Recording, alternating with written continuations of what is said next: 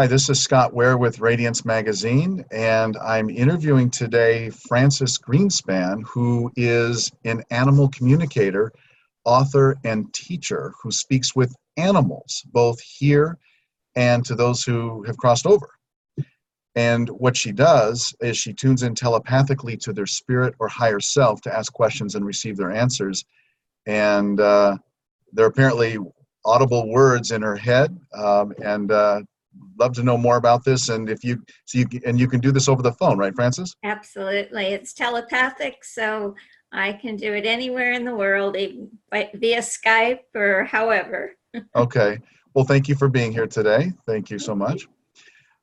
So can you give an example, a recent example of how this happened and what you helped the person with? Because I know some people will say to you, well, do I have to bring to my pet, my animal to the phone? And I know that's not the case. Correct. Okay. So what's a recent instance of something where I imagine people call you not just to talk to their current pet or, well, one that crossed over, they certainly would want to, but you're able to help fix problems with the animal in the home, and also you're able to get messages from ones that have crossed over? Absolutely. So Okay. a common occurrence are rescues. I love working with rescues, and they need the assurance that this is their forever home. And when they don't know this, they kind of hold back and their hearts are a little closed. And I had one client who called, we were doing a phone reading. She had adopted the dog 6 weeks prior, and she said she just won't come to me. She's like very hesitant. I said, okay, let me talk to her. So I telepathically let her know this is her forever home and her mom loves her and that she can love her back. It's okay. And I heard crying on the phone, and I go, what happened? And my client said, she came to me. So it opened her heart and let her know that this is mom and this is where I'm going to stay.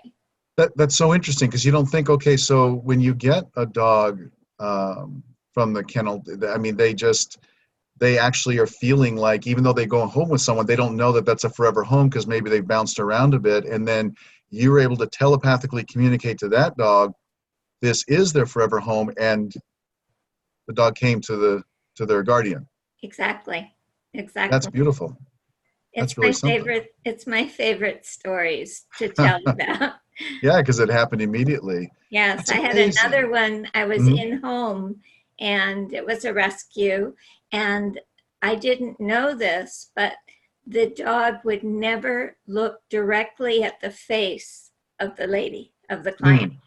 Okay. And while I was there and we were having our conversation, she never took her eyes off the mom. And she was so excited because I'm assuring her this is her forever home. This is her mom. She loves her.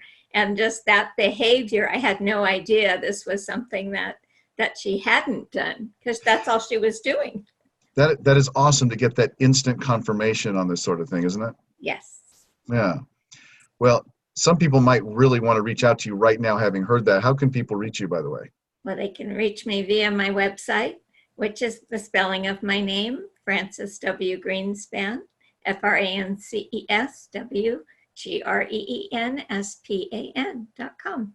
Okay, franciswgreenspan.com. Okay.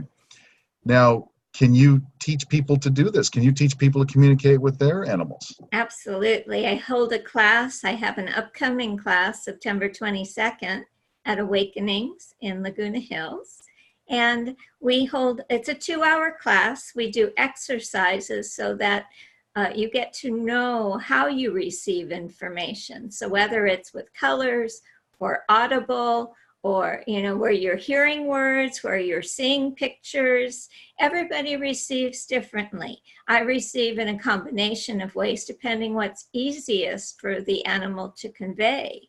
And so we do these exercises. I have the students reading for each other, and then at the end of class you're exchanging pictures so that you can read for each other and get the instant confirmation of the information that you're getting. Okay. All right. Have you always had this gift? Not that I was aware of. It Uh-huh. started when it was in 2002, and I was going to grooming school, being laid off my corporate job. And the students were always calling me over, to calm the animal. And I thought it was, my talking to them or whatever. But it wasn't until I worked in the back of a vet's office, my first job, as a groomer. And it was a brother, sister, the little yippy girl poodle, and Hmm. Lhasa Apso boy. And I Hmm. finished with the little poodle, and I said, I'm done with you. It's your brother's turn. Put her in the kennel, brought the boy out on the table and said out loud, because I'm by myself and I don't care. And I said, she gets all the attention, doesn't she? And I heard in my head, yep, she's mom's and I'm dad's. And it startled me. and then Wow. I called the parents, brought them up, and I had to go in the back for something, came back up. Mom had Yippee in her arms. Dad had Lhasa in his lap. And then the dad said to me, we call him Mr. Personality. And it sounded just like the dog. Okay. So that's how it started to catch on you of what your skills were, that you could do Right. And I this. just started practicing with clients without them knowing. They would ask me questions and I would answer from what the animal's point of view. Oh, okay. What about if the pet owner speaks another language? Does that work? It's perfectly fine because the animals and I converse perfect.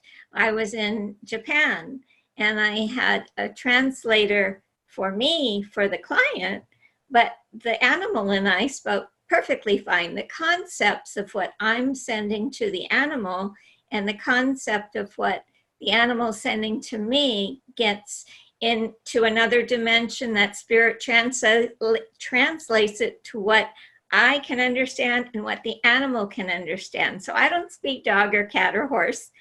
Oh, It's okay. concepts that I Right. hear. So it doesn't matter what the language per se is. Okay. All right. And so if someone has an issue with their pet and they live somewhere else, they can call, they can go to your website and book an appointment with you. And then basically the phone conversation you have with the pet owner, the pet guardian, opens up the channel where you're then able to key in on the pet.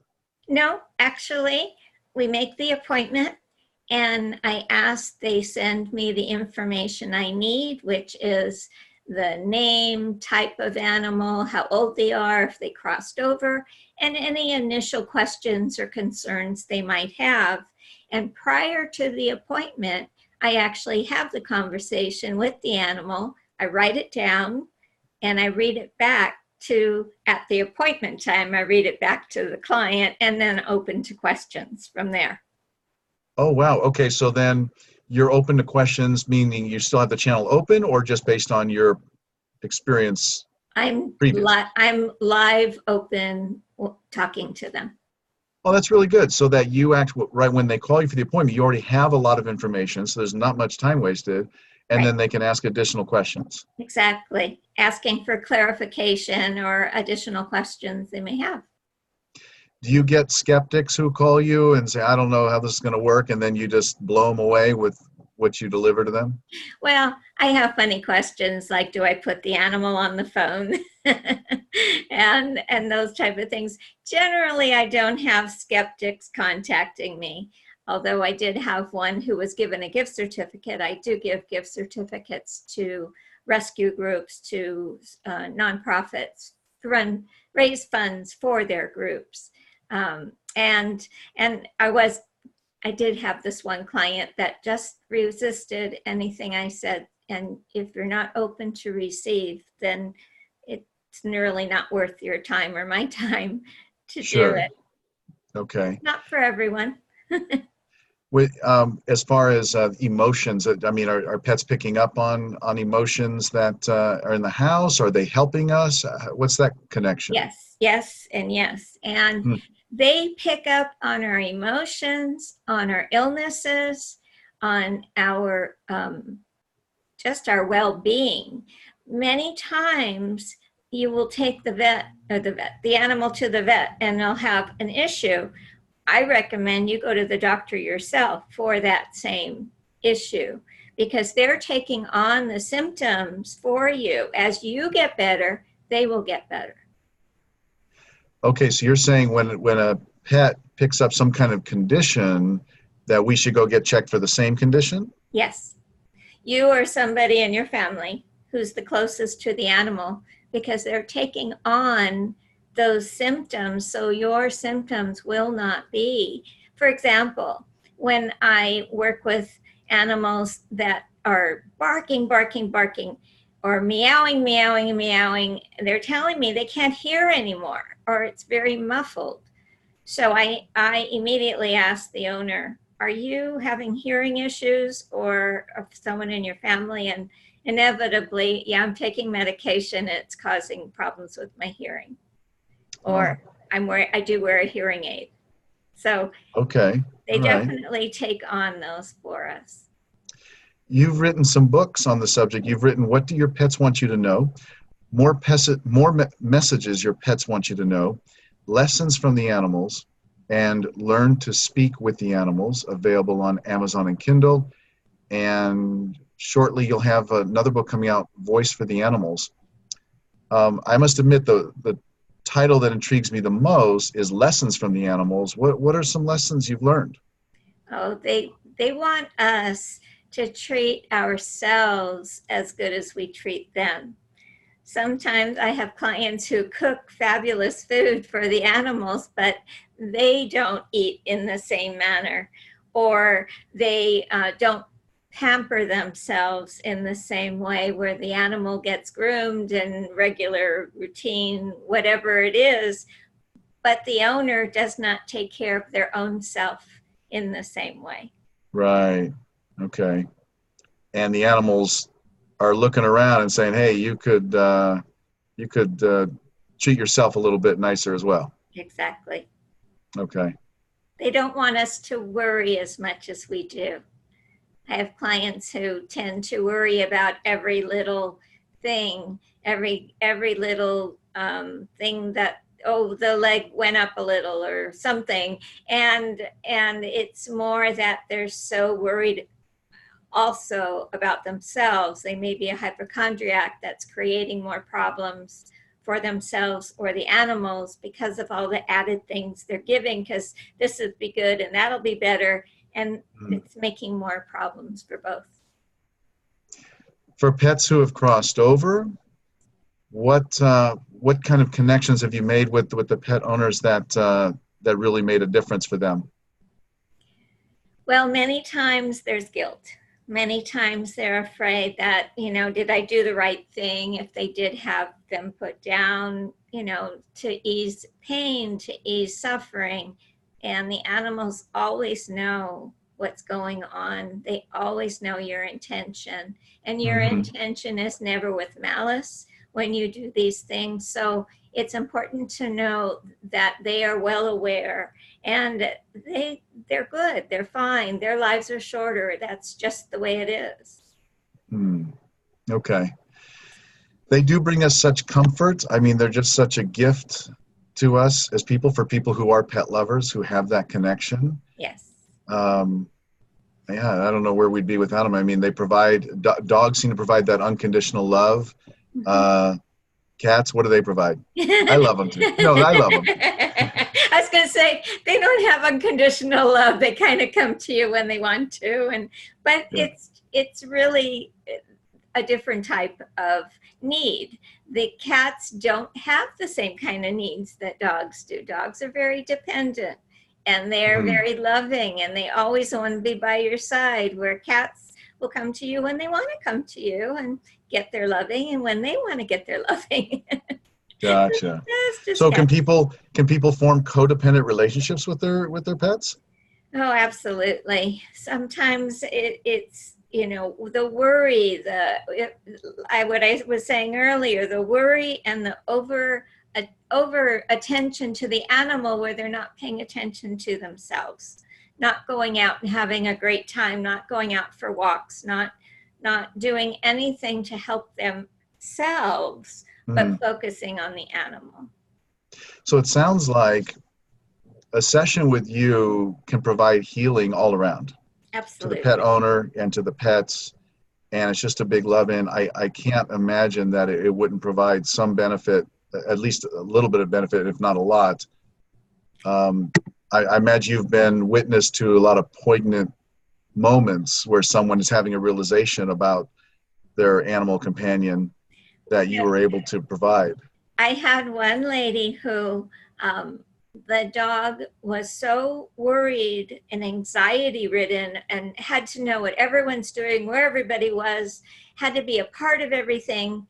And I explained to the dog that they can take care of their own lives. You don't have to be on top of them all the time.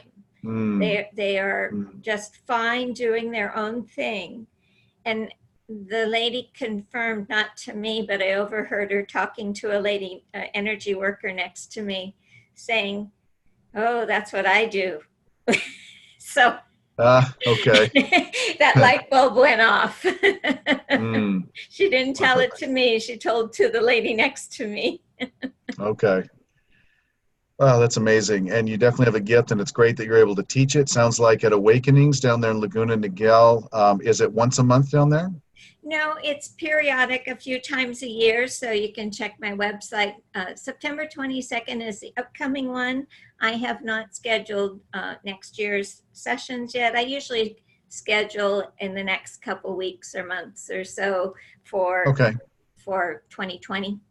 So they can find it at franceswgreenspan.com, and Frances is spelled Frances. Correct. Okay. Thank you for doing this interview with me. This is wonderful. And people will see you in the October-November issue of Radiance as well. And like I said, thanks for being here and sharing all this. It's wonderful what you do. Thank you. All right. And thank you all for watching. Check out radiancemagazine.org or at any of the conscious locations in Southern California where it appears in print. And keep spreading the love. Thank you.